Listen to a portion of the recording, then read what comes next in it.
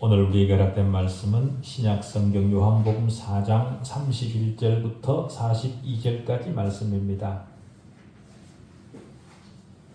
신약성경 요한복음 4장 31절부터 42절까지 말씀 봉독해 드리겠습니다.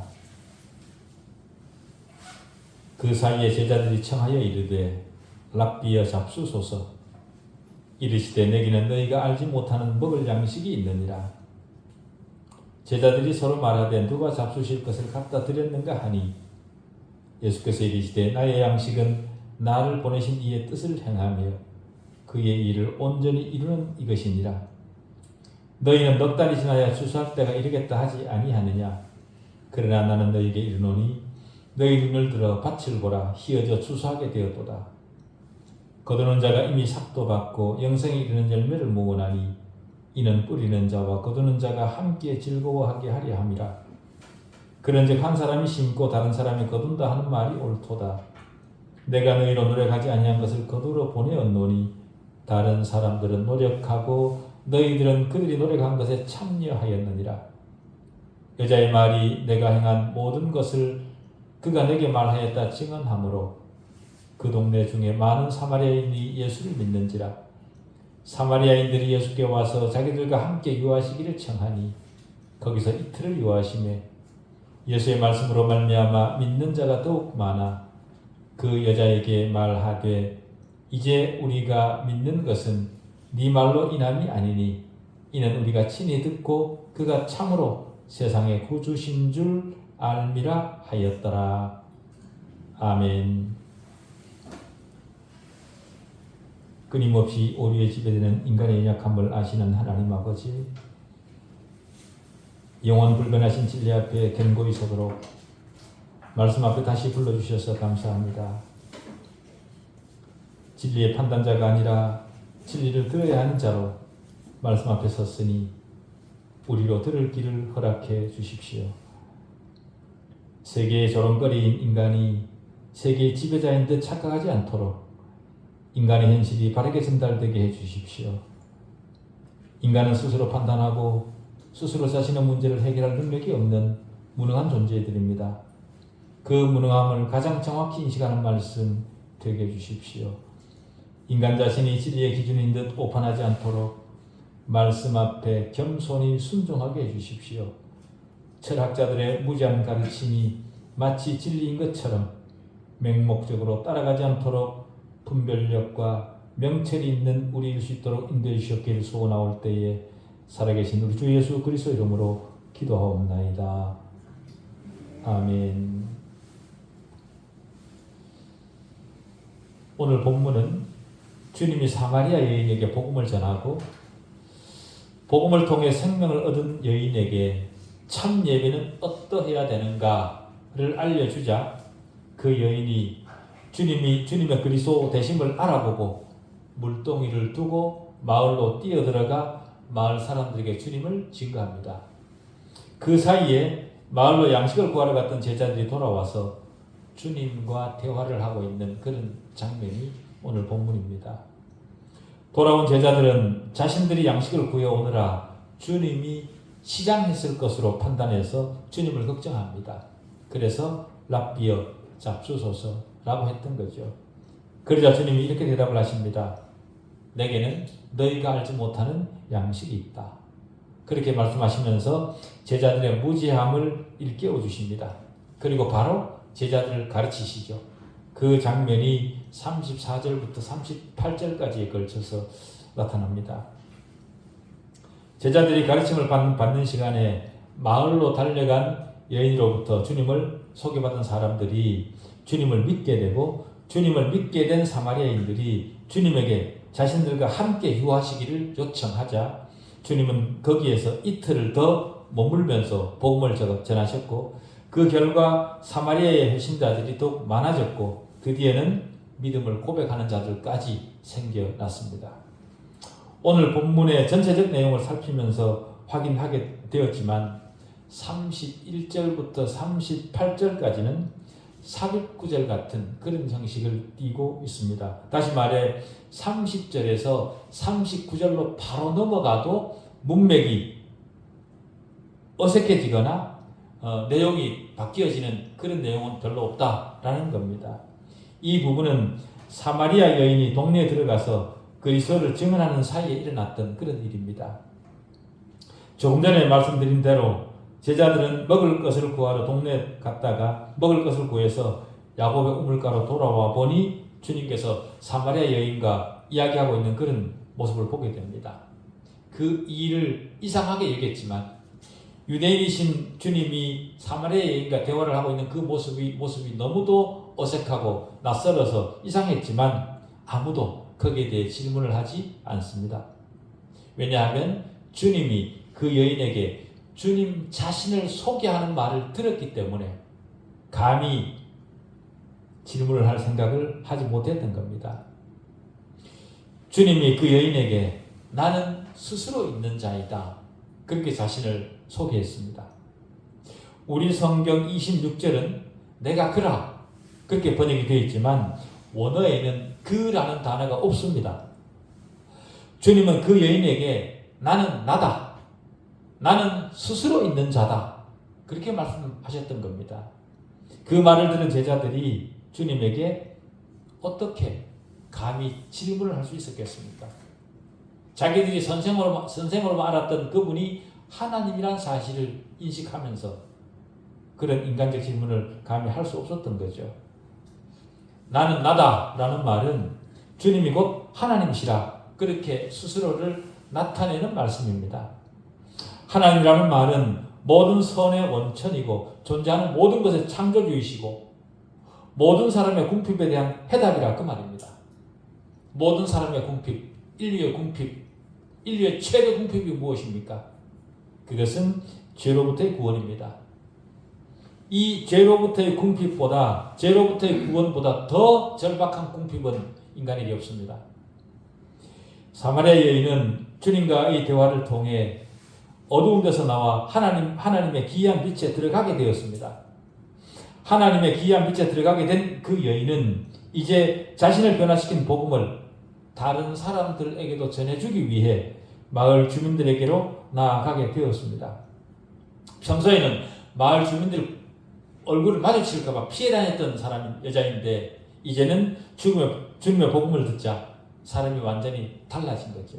그래서 그 복음을 듣고 자신이 그동안 기피했던 사람들에게 복음을 들고 담대하게 들어간 겁니다. 그 여인과 대화하시는 주님의 모습과 주님의 신분을 확인한 제자들은 자신들의 편협한 생각을 수정하게 됩니다. 다시 말해 과거에는 자기들만 옳다고 생각해서 사마리아인들을 상종하지 않던 그들이었는데 이제는 더 이상 그런 구분이 의미가 없다는 사실을 알아서 사마리아인들을 차별하지 않게 된 그런 제자들입니다. 하나님의 아들이 이 땅에 오셨고 오신 주님에 대한 기쁜 소식은 모든 민족에게 선포되어야 됐지만 유대인들은 자신들의 편견을 버리기가 쉽지 않았습니다. 그러나 주님은 무한한 인내로 제자들의 영적 우둔함을 깨우쳐주셨고 제자들이 돌아왔을 때 주님은 배가 고파서 지쳐 있었던 것이 아니라 오히려 힘이 넘쳐있는 그런 상태로 계셨습니다. 그런 주님에게 제자들은 구해온 음식을 청합니다. 제자들이 음식을 청하자 주님은 그 음식을 드시지 않으셨죠. 음식을 드시지 않으셨지만 이미 주님은 하나님의 것으로 충만해져 있었던 상태였습니다. 그렇기 때문에 제자들이 구해온 음식을 먹지 않으셨던 거죠. 우리 속담에도 그런 말이 있습니다. 이뻐하는 누군가가 내 자식이 맛있게 먹는 것을 보면 먹는 것만 봐도 배가 부르다. 그런 말을 우리도 하죠. 주님도 하나님의 것으로 충만해져 있었기 때문에 음식을 먹지 않으셨지만 이미 충만한 상태, 그런 상태를 유지하고 계셨던 겁니다. 제자들의 진심 어린 호의를 거절한 것이 아니라 육적 양식이 필요하지 않으셨기 때문에 드시지 않은 겁니다. 육적 양식의 제공은 육적 친절의 제공입니다. 인간적 친절 행위인 거죠. 여기서 우리가 생각해야 될 문제는요. 육적 친절과 성령의 열매를 구별할 줄 알아야 된다라는 사실입니다. 육적 친절은 영적 열매와는 다른 거다. 그 사실을 아는 주님은 내게는 너희가 알지 못하는 먹을 양식이 있다. 그렇게 대답을 하셨습니다. 주님의 이 대답은 책망이 아닙니다. 오히려 제자들의 마음을 받아주면서 제자들을 깨우쳐 주신 겁니다. 제자들의 마음은 물질적인 것에 쏠려 있었죠. 그런데 주님은 영적인 것에 대해 말하고 계십니다. 양식은 충족되어진 것에 대한 비유적 표현이죠. 주님의 마음은 이미 충분히 채워졌습니다. 하나님의 것으로. 주님을 회복시켜 준 것이 무엇이었을까? 주님을 그토록 충만하게 만들어 준 것이 무엇이었을까? 그것은 제자들이 알지 못하는 비밀한 어떤 것이었습니다. 제자들은 아직 하나님의 것을 나누어 주시는 분이 또한 그것을 지금 받고 계시는 그분이라는 사실을 알지 못하고 있었던 거죠. 우리도 알아야 될 사실 중 하나는요, 영적 복을 나누어 주는 사람은 또한 그 복을 자신이 받게 된다는 사실, 그 사실을 우리는 기억해야 됩니다. 내가 영적인 복을 나누어 주면 그 복은 반드시 내게 다시 돌아옵니다. 공짜가 아닙니다. 그냥 버리는 것이 아닙니다. 평안과 기쁨은 하나님의 뜻을 행하는 사람에게 오는 보상입니다. 섬기지 않는 사람은 전혀 알지 못하는 먹을 양식을 순종하는 종은 자기도 알지 못하는 사이에 공급받습니다. 그것이 하나님의 비밀입니다. 하나님은 누구를 통해서든 순종하는 자의 필요를 채우시는 분이 바로 우리 하나님이시죠. 그 사실을 아직 알지 못하는 제자들은 서로 말하되 누가 잡수실 것을 갖다 드렸는가? 라고 서로에게 묻습니다. 분명 주님의 제자들이었지만 영적인 것들에 대해서는 여전히 무지한 상태에 있었습니다. 그들은 주님을 따랐지만 관심은 여전히 물질적인 것에, 베풀어지는 이적에, 기적에 더 관심이 쏠려 있었습니다. 하나님과 주님의 관계를 그들은 아직 잘 모르고 있었던 거죠. 이처럼 주님을 따르면서도 그리스도를 믿는다 하면서도 주님에 대해, 그리스도에 대해 무지할 수 있습니다. 하나님께서 그 마음에 영적 깨우침을 주시기까지는 하나님에 대해 우둔하고 미련할 수 있습니다. 기관과 조직에 대해서는 굉장히 지혜롭고 그런 일을 하는 데 있어서는 탁월한 사람일 수 있지만 그렇다고 해서 그가 영적 인식까지도 탁월한 것은 아니라 그 말입니다. 그런 모습이 바로 우리 모습일 수 있습니다.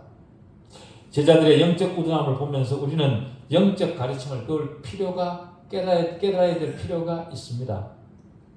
제자들의 질문에 주님이 이렇게 대답하십니다. 나의 양식은 나를 보내신 이의 뜻을 행하며 그의 일을 온전히 이루는 이것입니다. 여러분, 이 말의 의미가 무엇일까요?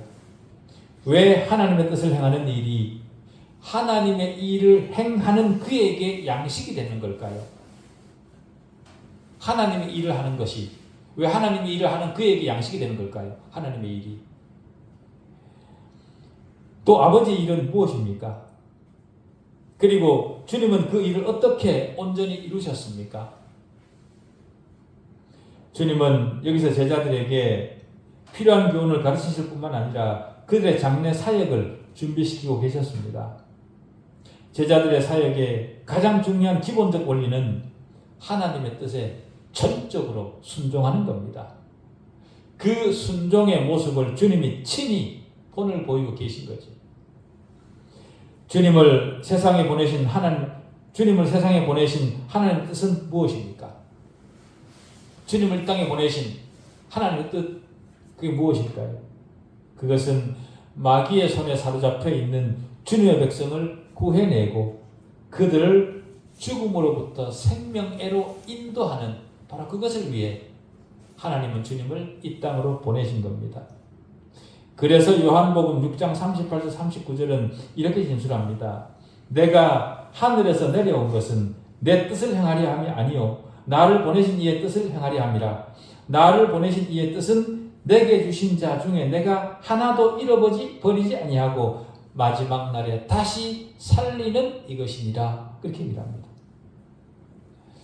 하나님의 뜻은 하나님 아들에게 주신 모든 자들이 구원되어야 되는 겁니다. 하나님께서 예정하시고 하나님께서 선택하신 그 모든 주님의 백성들이 구원받는 일, 그것이 바로 하나님의 뜻입니다.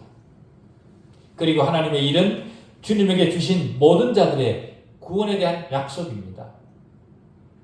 그래서 데살로니가전서 5장 9절은 하나님이 우리를 세우시면 노하심을 이르게 하심이 아니요 오직 우리 주 예수 그리스도로 말미암아 구원을 받게 하려 하심이라, 이렇게 말합니다.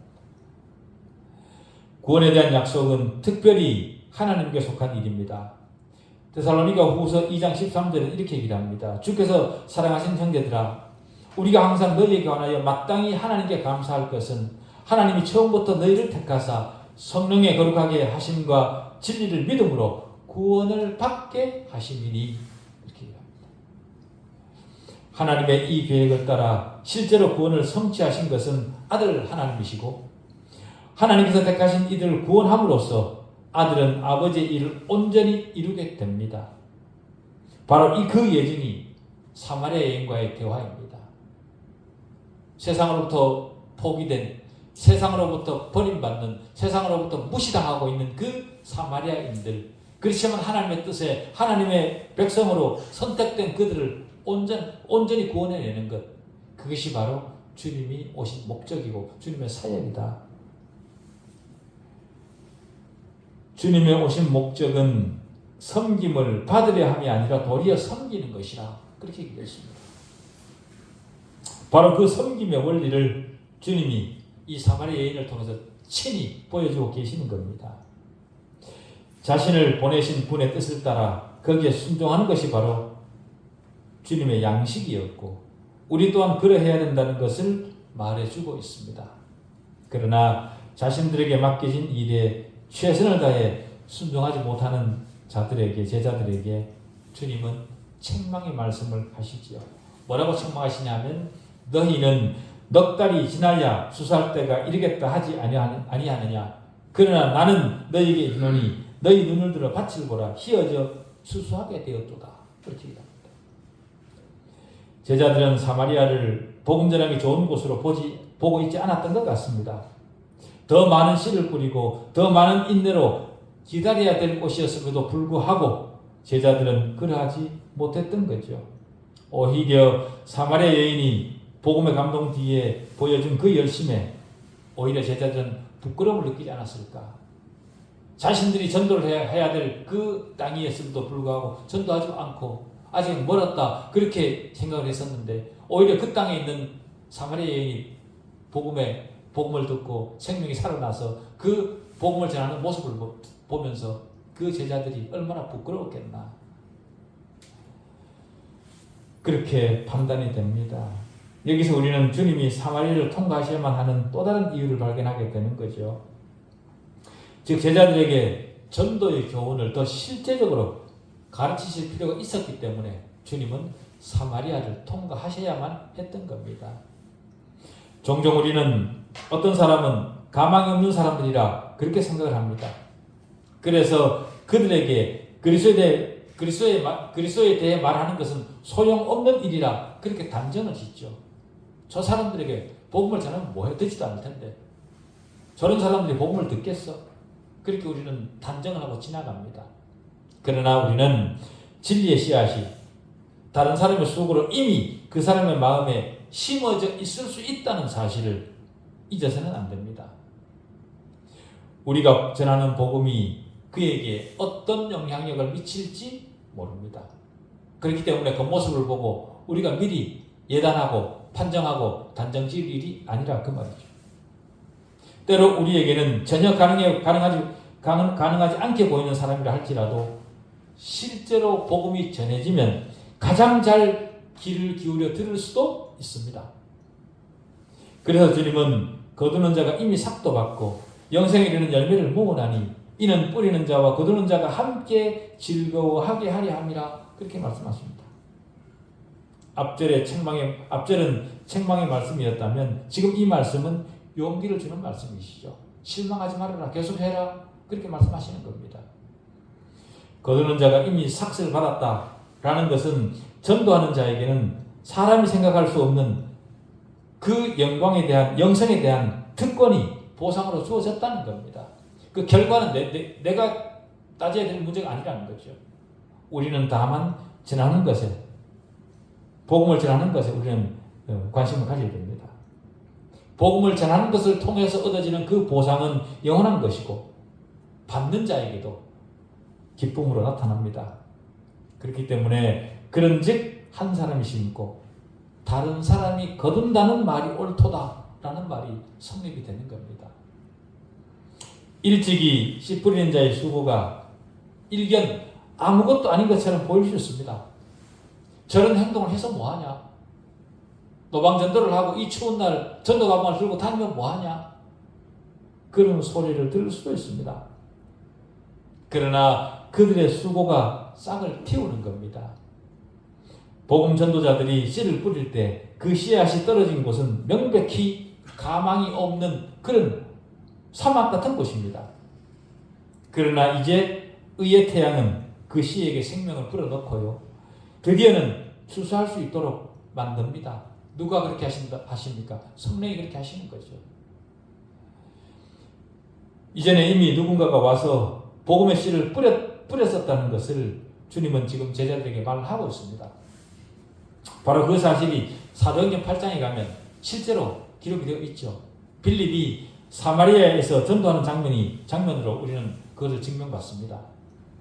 사도행전 8장 5절 6절에 가면 빌립이 사마리아 성에 내려가 그리스도를 백성에게 전파하니 무리가 빌립의 말도 듣고 행하는 표적도 보고 한 마음으로 그가 하는 말을 따르더라.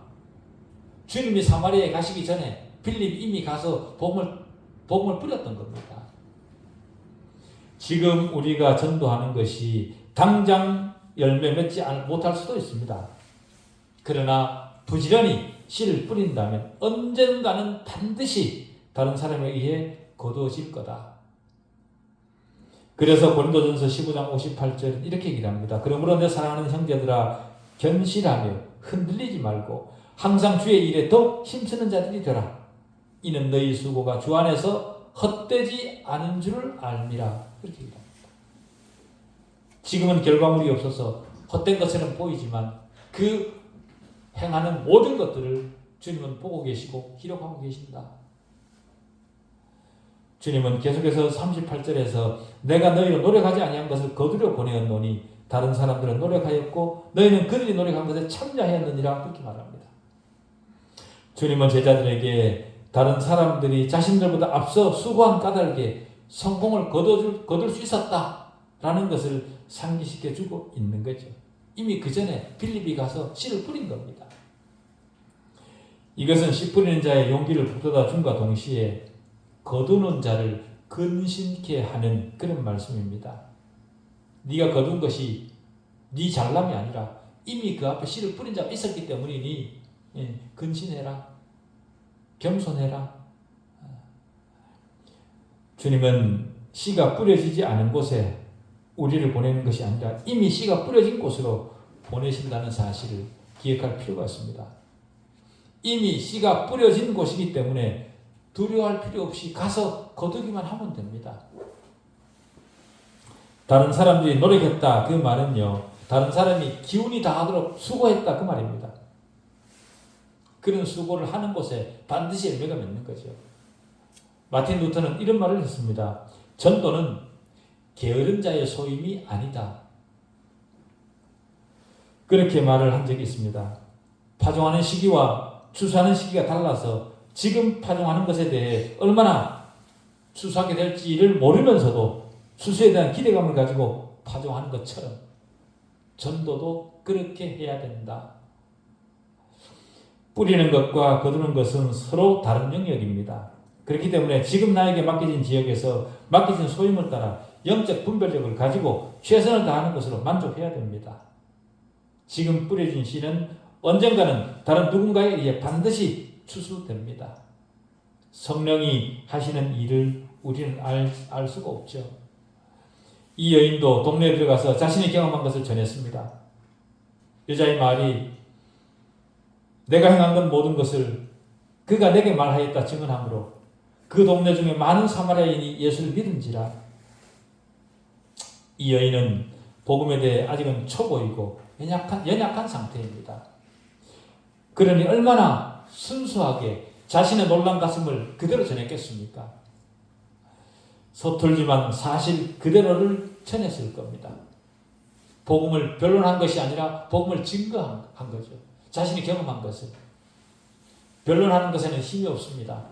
그러나 그 사실을 경험한 것을 증거하는 것에는 능력이 있고 힘이 있고 파워가 있습니다. 여기서 우리가 확인하게 되는 사실 중 하나는요, 하나님은 연약한 자들을 통해서도 하나님의 목적을 수행해 가시는 분이라는 사실을 알 수 있습니다.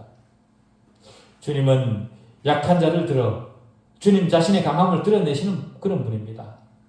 힘센 골리앗을 물리치는 데 있어서 나이 어린 양치기 소년을 사용하셨던 그런 주님이십니다. 주님이 이 땅에 오시도록 하시기 위해 선택한 여인도 높은 지위에 있는 공주를 선택했던 것이 아니라 한 시골 여인을 선택하셔서 그를 통해 주님이 이 땅에 오게 하셨습니다. 복음 전도를 하는 일에 있어서도 당시 문벌 좋은 자들을 택하신 것이 아니라 초라한 어부들을 택하셔서 복음이 전파되게 하신 그런 주님이십니다. 수가성에 복음을 전하는 일에도 아주 문란한 이 수가성 여인을 사용하는 그런 주님 아니십니까? 그래서 사도 바울은 로마서 11장 33절에서 이렇게 얘기를 합니다. 그의 판단은 헤아리지 못할 것이며 그의 길은 찾지 못할 것이로다. 하나님의 판단은 우리의 시각으로, 우리의 능력으로, 우리의 이성으로 헤아릴 수 없다는 겁니다. 그 여인은 자신의 과거를 핑계거리로 머뭇거리거나 뒤로 물러서지 않았습니다. 그녀는 지금 자신에게 비추어진 빛 앞에 노출된 사람으로서 그 무거운 죄책으로부터 벗어난 자신의 상태와 그렇게 해주신 분에 대한 경의와 감사로 가득했습니다. 그 마음을 가지고, 감격스러운 마음을 가지고 마을로 뛰어들어갔던 거죠. 그 감사하는 마음이 용기가 되어서 곧바로 나가서 복음을 전하고 주님에게 영광을 돌리게 되었습니다. 그녀는 자신이 경험한 한 인격에 대해서만 열심히 전달을 했습니다. 그리고 자신이 만났던 그 인격을 이웃들도 만나기를 소원했습니다. 사마리아인들이 예수께 와서 자기들과 함께 유하시기를 청하니 그 여인의 말을 듣고 이렇게 사마리아 사람들이 돌변한 겁니다.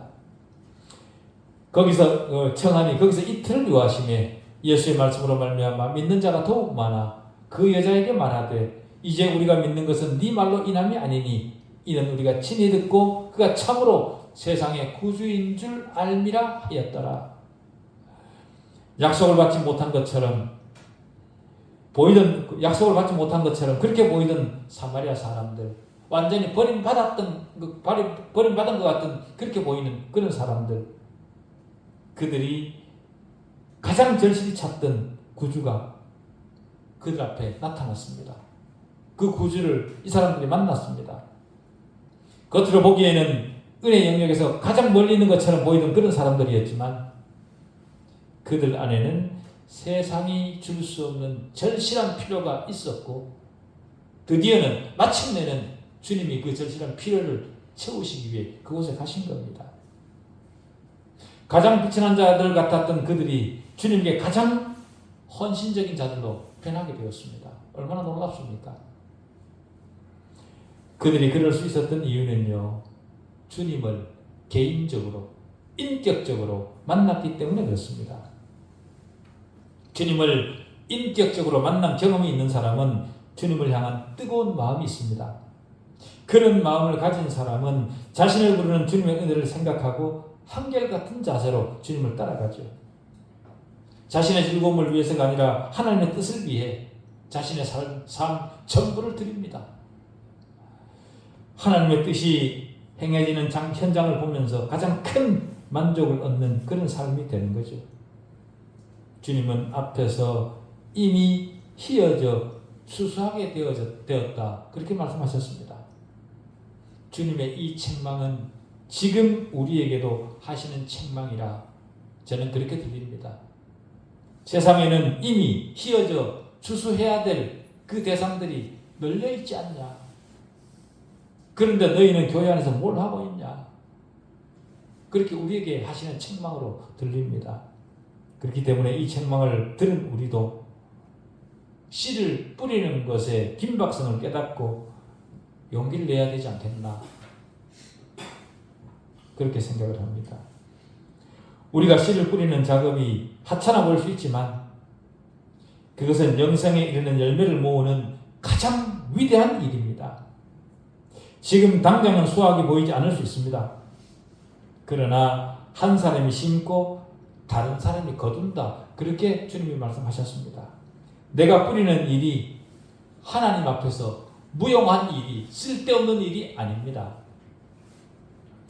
우리가 뿌린 자리에 하나님은 또 다른 누군가를 추수하는 사람으로 보내십니다.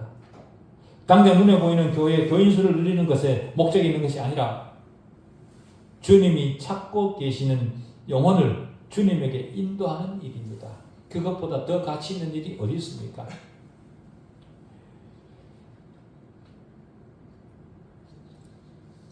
가장 초라해 보이는 것 같은 한 여인을 사용하신 주님은 지금 저와 여러분도 사용하시기를 원하신다는 사실을 우리는 기억해야 됩니다.